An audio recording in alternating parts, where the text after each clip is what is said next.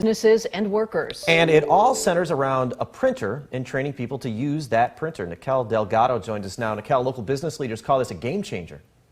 That's right, Eric and Mimi, changing the old for the new cutting-edge technology, all to help make small businesses more marketable.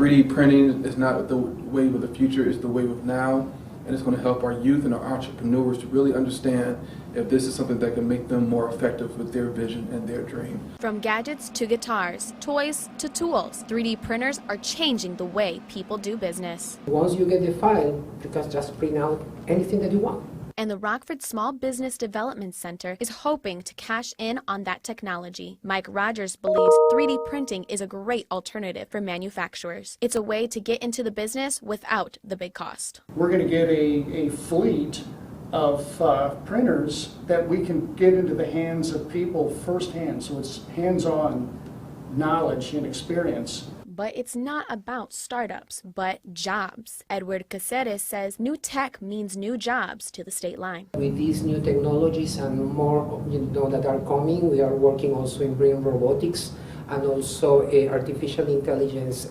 technologies in the area.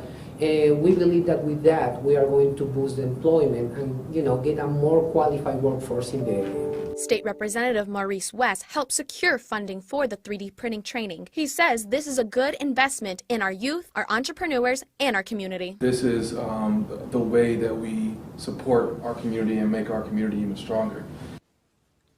The 3D printing training will start next month and be available for everyone at no cost. For more information, find the story on mystateline.com. Eric, Mimi?